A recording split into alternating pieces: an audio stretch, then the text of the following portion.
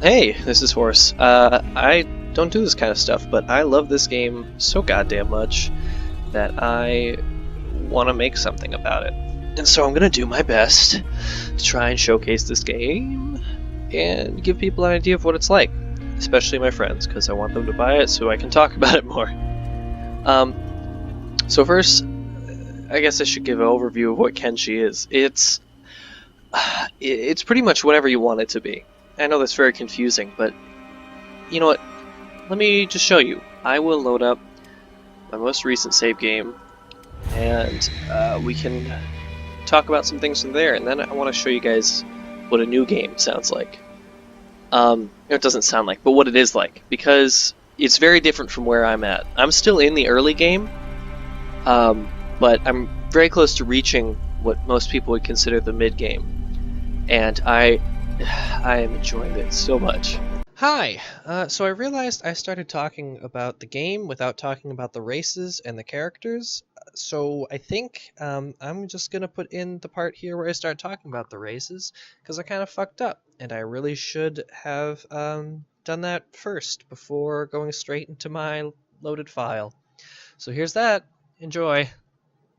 So before I get too into the game, I want to talk about the very interesting character creator, and also all the races and that sort of deal. And so this is actually from the Cannibal Hunters thing that I do later in the video, but I want to talk about races.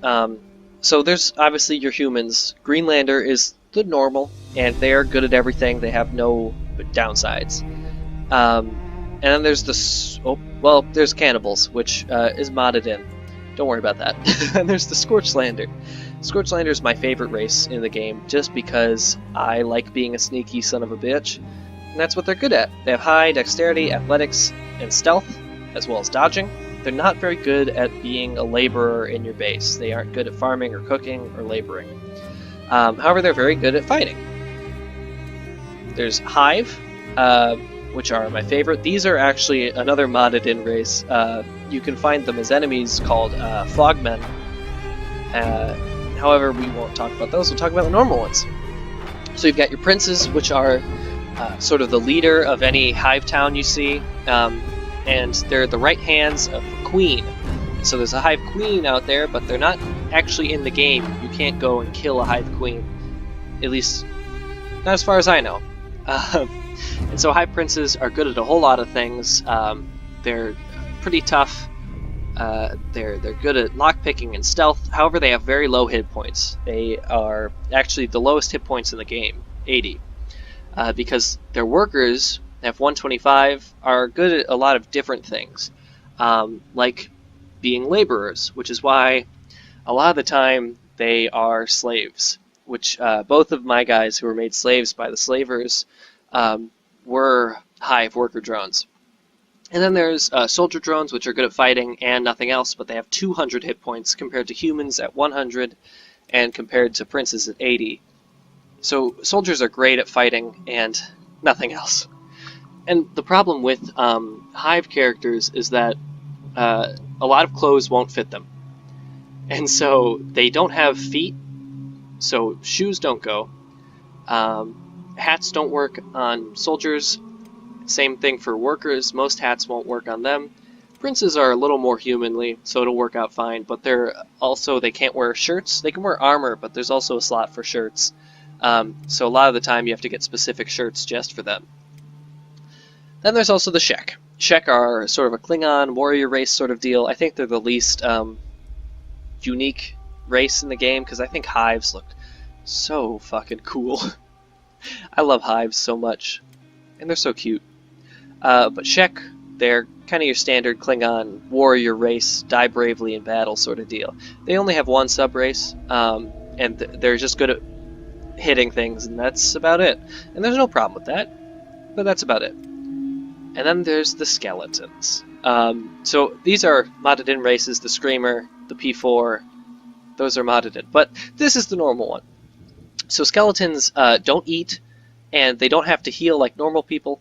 Instead, they use repair kits on themselves, and so that's the downside of not having to eat, is that you have to pay a lot more to heal up. And so they are good at robotics and turrets and heavy weapons, but they aren't good at stealth because they clank around. However, they have the same hit points as a soldier drone, but soldier drones can heal themselves easier. The downside to being a hive, though, is that because your limbs are so tiny, they get cut off very easy.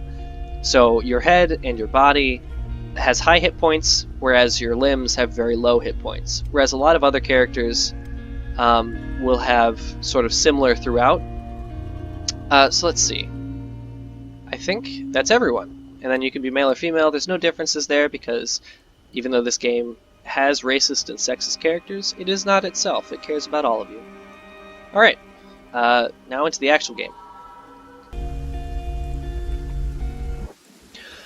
Okay, so it's finally started showing me the game after about 2 minutes of loading, and even so, it's still sort of loading around me. Like I said, it's not the fastest game when it comes to loading, and it's not the best when it comes to graphics either, but it looks really pretty to me. Now, a couple quick disclaimers. I know my audio sucks. I'm just a guy in a college dorm that almost sounded like... Anyway, I almost sounded like gynecologist, but I'm going to retake that. Now, I shouldn't start with these guys. We'll get to these two. Let's start with our boys over here. Are they still running? Now you can see, again, it's trying to load, and people are stuck in the ground, and... Oh, alright, there we go. So this is my main group currently, and so this guy's being carried, and there's a whole bunch of races here that probably look confusing,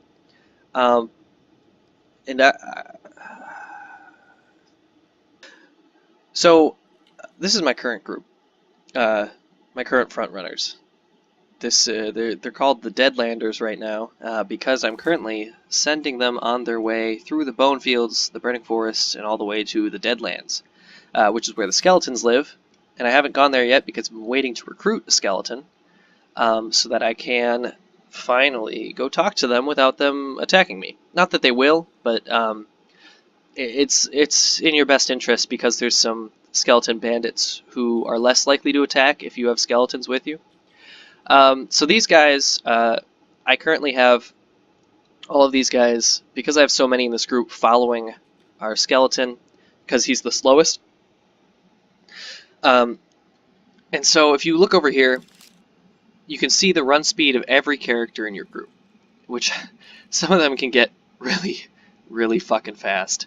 And personally, I think it's pretty fucking cool. Some of my other guys are much faster than this group, but they are running about as fast as a car, and they can just run forever. This game has a very unique style. As you can see, there's a lot of hats and swords and stuff that might remind you of maybe ninjas and samurai, and it definitely leans into that, especially with how fast people can run and how people look. It's very anime in nature. And so, sorry about my mouse wheel, but currently one of my medics lost a leg, so we've replaced it with a robotic limb. And that is a main feature of this game, something over here, which is all of your sort of body parts. They all have a health bar. And so if any of your main ones get too low, like your head, your stomach, and your chest, then you get knocked out. If your left or right arm goes too low, you might not be able to use it, but you might keep fighting. If it goes too low too fast, you might lose it entirely, which is what happened to my poor Dobin. His left leg went gone. Then you see we also have a hunger meter, which is important in the early game more than anywhere else because you should have a constant supply of food later on in the game. Right now I've got a couple of my backpackers holding food, and when you put food in a backpack, does he have it? Yes. Everyone in the party shares it, which is a luxury that really only you get later on in the game when you have enough money to always have food and always have backpacks on the team. Ray is currently holding some of my other stuff, some repair kits for the skeletons. Because they're made out of robot parts, they can't use the same sort of first aid as other characters. As you can see across the bottom of my screen, I have 5 different squads right now. And so those first guys are people who are running off to the Deadlands. I haven't sent them on their way yet because I just want to show all these other people I have. Is this Wally? Shit, where's Wally? There's Wally. I don't know why he's up here. He shouldn't be, but like I said, the game is very indie. It's a little buggy at times. Wally should not be up on the wall, even though his name is Wally, and he loves building walls. This isn't our place. This is part of the United Cities. And the United Cities are probably the least racist faction. Least racist major faction. Because racism is actually a very important part of this game. And so most people, if they're going for a run where they don't piss anyone off, they'll just be normal humans. Keep all of their squads full of normal humans. But you can see I've got Sheks, I've got Hives, I've got Skeletons. I got a bit of everything. Scorchlanders as well, which is a different type of human. Because the Holy Nation, these guys, and they have a bunch of other stuff up here, but I haven't explored it in this run because they hate me. And so I just haven't gone around there. Instead, I've been focusing on the United Cities, who are real nice to me. And so these guys, these 2 people can't run very fast. Well, they can, but they can't. They aren't well equipped and they aren't well prepared. You can see the attack and defense of these guys. Jewel's defense is negative, and her attack is 4, whereas someone like Rain the Giant has a 24 and a 27 in attack and defense, which is just good enough to start beating some of the low-level enemies. So someone like Jewel and Wally, they will get their asses kicked. However, these guys have other uses. Wally is an engineer, and Jewel is a cook. However, I don't have my own base yet, so I've bought them for the sake of buying a place in town. Bought them sounds like they were slaves, which is another aspect of this game. I've recruited them. I've recruited them and put them in this town so that when I get enough money, I'm going to buy this building here, I'm going to put them in it, and I'm going to have them start researching things so I can start building a base. So there's a building tab, and all sorts of stuff are in here. However, you need to use this research bench to find even more things. Let me find the tech tree. And so once you do that, and if you can also buy more blueprints, so that way there's even more things than what you can see here. But over time you can research these things once you have a building that you can put a research bench into, and each one requires things like books and then other things that will be used to actually build it. You have to use it just to research it as well. So these 2 are going to be my researchers once it comes around to that point. I currently have them just sitting in the city, and every once in a while I'll have them run outside and maybe pick up some of the scraps from fights that will happen.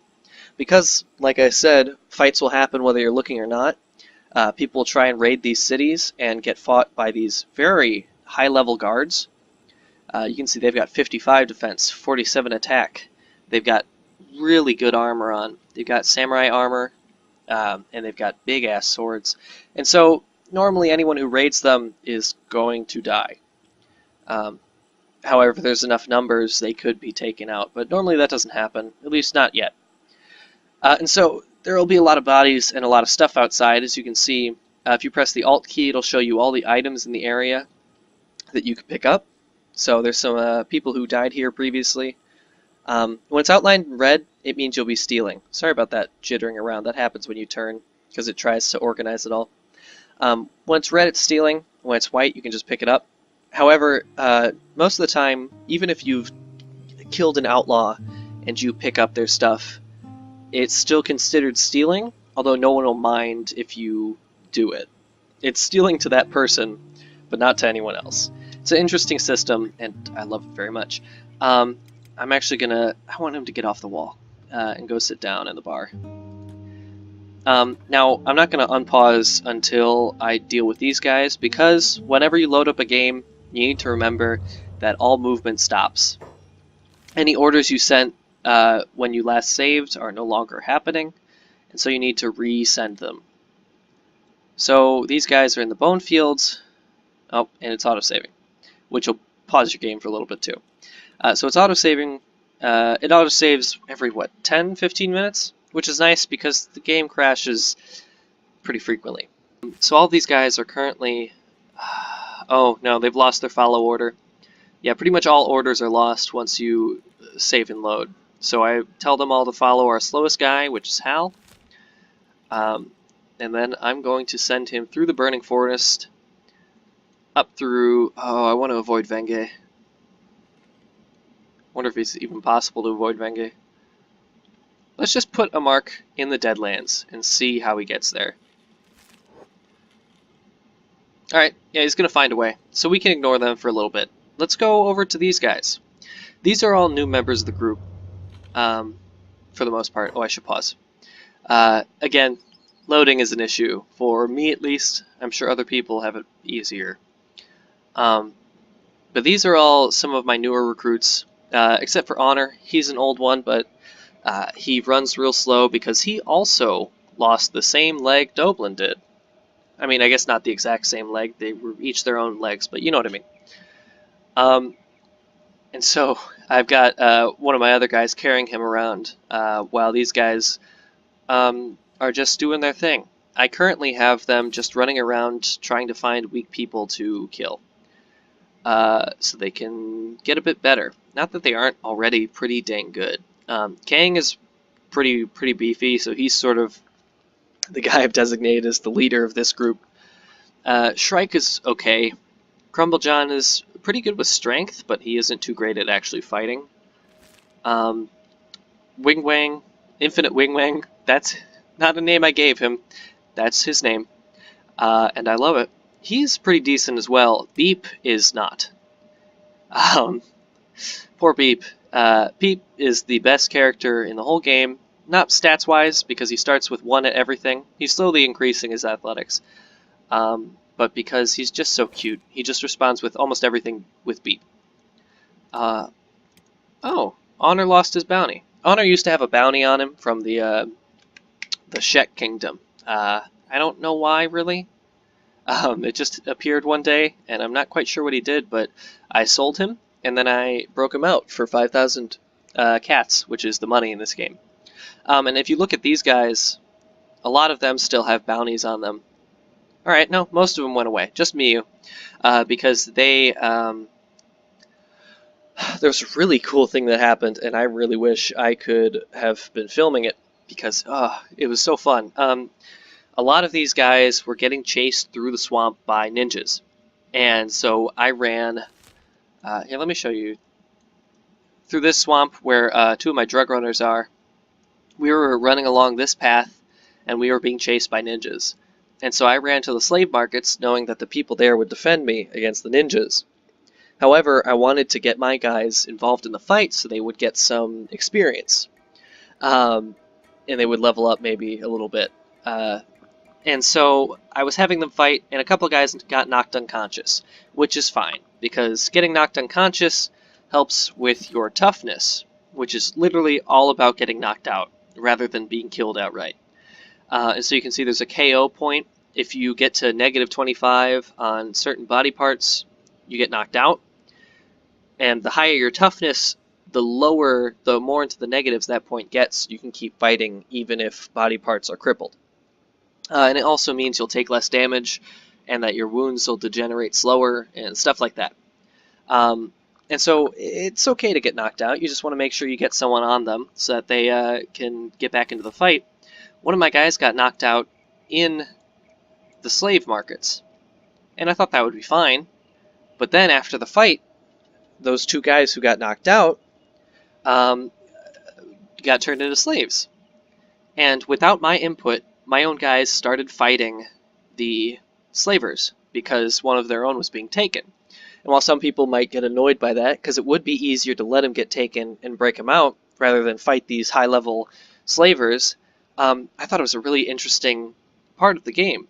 The idea that, you know, your guys will turn on them because they've tried to enslave your own people. And Green was one of those. He's considered an ex-slave, even though I picked him up right away and started running with him. The other guy, his name was Harp, and he was another hiver. He sadly died because he bled out while we tried to fight to get him. Um, I'm still a little sad about it. But these guys, they're just some trainees, so I'm going to send them over back to the hub, which is a nice neutral town that a lot of low-level enemies will walk around. So I'm going to send them that way. And I have them on this sort of shadow run, which means they'll run as slow as the slowest person in the group, which works really good for small groups. But on bigger groups like this, I tend to have all of them follow the slowest person, so that way I just feel like it's a little more organized than just sort of this bundle that they all run in. So they'll do that. Now, I have these two who are my highest level guys. They're really fast, and I think that's cool as shit. And I currently just sort of have them exploring. I have them running to new places, seeing what's interesting around, maybe trying to find some ways to make money. There are no quests in this game. There's no traditional quests. Instead, a lot of what you do is just figuring out on your own, which is why I was at the slave markets. I was actually selling some slaves. Anyone you knock out in combat, you can pick up, take to a market, and sell them. It's not super lucrative, but it is an option, and it's a good one if you get into fights a lot. However, I've also got my drug runners, which I'll get to in a second. These two, I think they're done in Catan. Oh, actually, no, I wanted to check one place out. Catan is really cool for one thing. They've got weapon manufacturers, and for the most part, because the world's in this post-apocalyptic sort of thing, there aren't a lot of people still manufacturing weapons. And so Catan is a special city because they've still got people making weapons. She squints and looks you up and down. Another deadbeat with a rusty sword? Hey, my swords are pretty good. Where'd you find that scrap of junk? Dead starver carcass? Junk heap swamp ruin? You might want to try a more budget-friendly shop, Outlander. The finest weapons need the fattest cat stacks. Oh shit. It gets the job done. Care for a demonstration? I don't think I want to be a dick. But you know what? Yurt would be. Yurt's that kind of bitch. And if you want to roleplay, you can do that. Such crass jokes. Now are you here to buy, or just here to threaten me with that rusty stick you call a sword? Okay. Yeah, I'm not going to continue to be a dick, because I like the people who own these towns are important to me. So let's take a look at what they've got. And I bet you... Yeah, see... This is a good fucking sword. It's a saber. I actually don't know if it's in the game normally or if it's a mod, because I downloaded a lot of mods for this, because this game is very mod-friendly, and it's honestly in your best interest to get mods for this game. Because the game itself is great, but it does leave a little bit to be desired when it comes to certain aspects of it. And I think when you mod it out just right, it is perfect. It's beautiful. I have a lot of admiration for this game. Also, I do have a Catan sword, which is made by these people, so I don't know why you gotta be a dick about my sword. Because it's literally this. It's this sword. It's the exact... I have this sword. Alright, whatever. Anyway.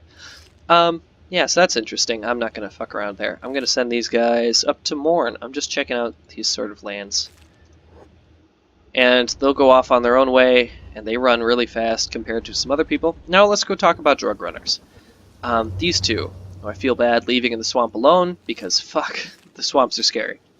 However, they're both fast, and that's what I want out of them. Also, ex-slaves are very safe in the swamp. For the most part, they won't get messed with.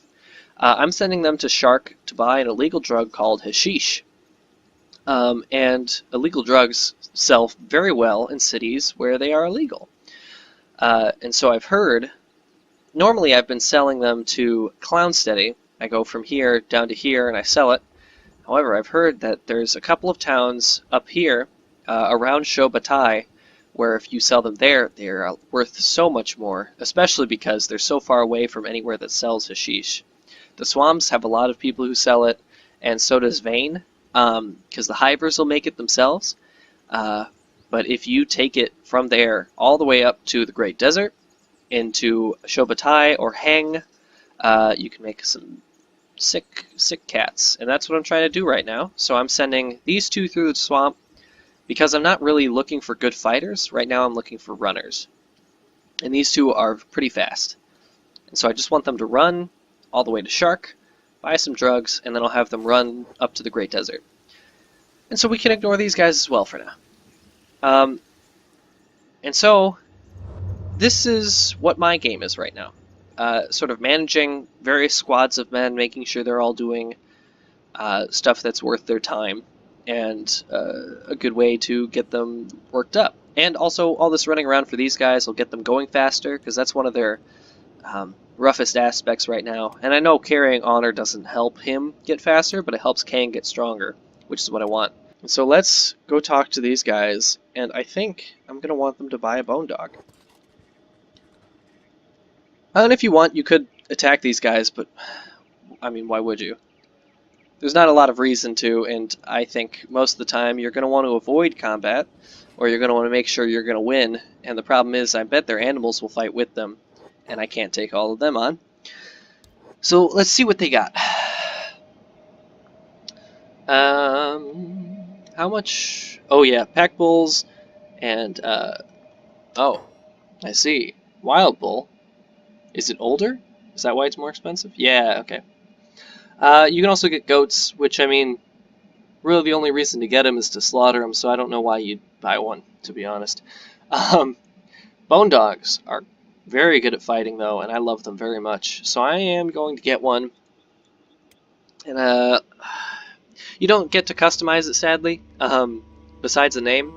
So let me give this good girl. Oh, it doesn't tell you the gender. It might have said on that screen, in which case, oh well. But I'm going to make her a girl. I'm going to call her, I'm going to call her Cleo. Because why not? And she starts off with 70 hit points. She can get more as she grows up, I believe. Aw, look at this good girl! Aw, she's so slow right now. We'll probably leave her at the base, too, until she grows up. Oh, it's struggling. Again, I haven't actually built this base. This is all just currently hypothetical. But one day it will exist. And when I get to that, maybe I'll make another video on that. But in the meantime, I'm going to save this here, and I'm going to start a new game to show you more about what that's like. I think I'm going to at least show the Cannibal Hunters beginning, because I will probably die, and that's kind of the point of the Cannibal Hunters intro.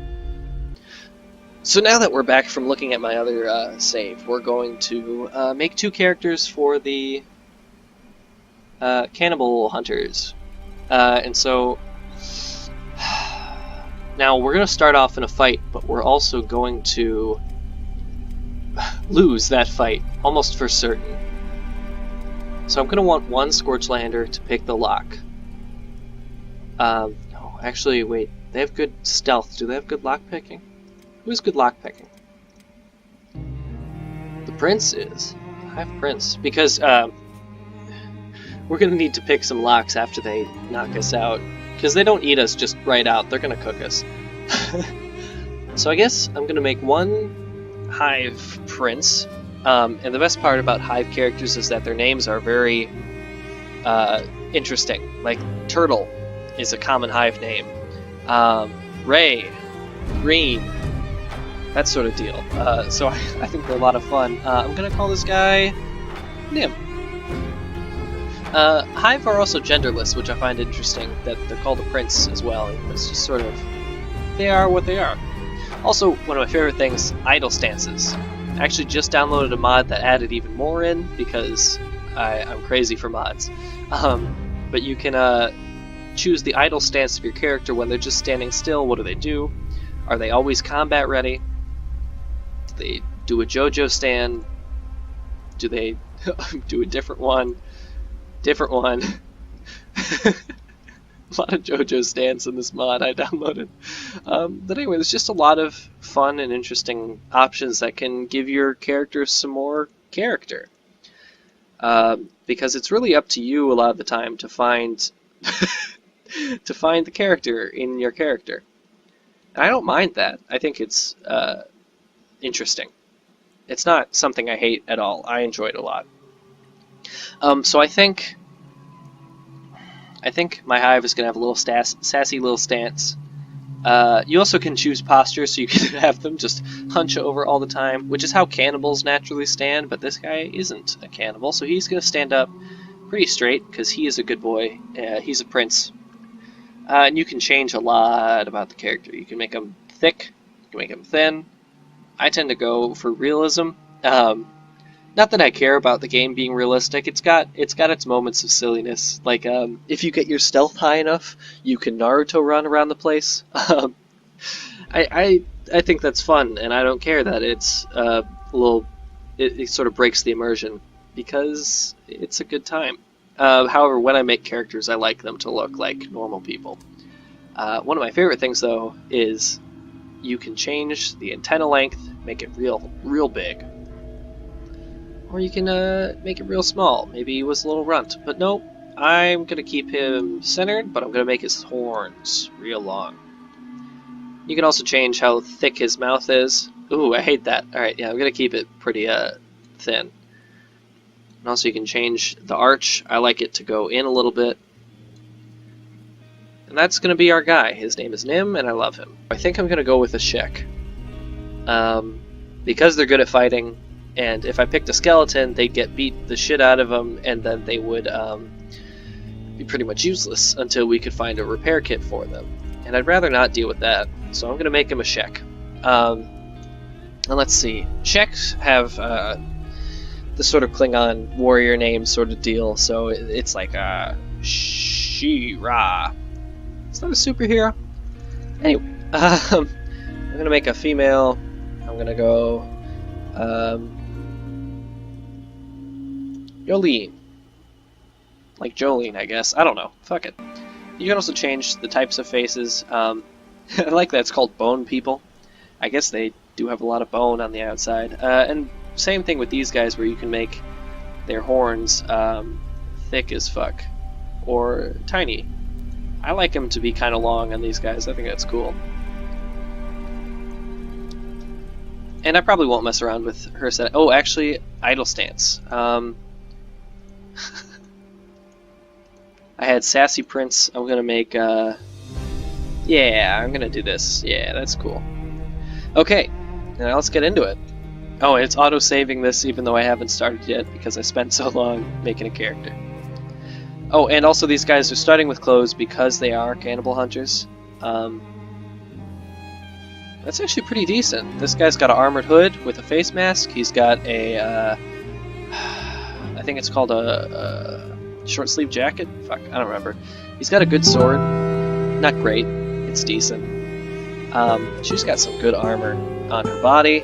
Not so much on her head, though. Alright, let's see how this opening goes, because I've never played... Oh, fuck.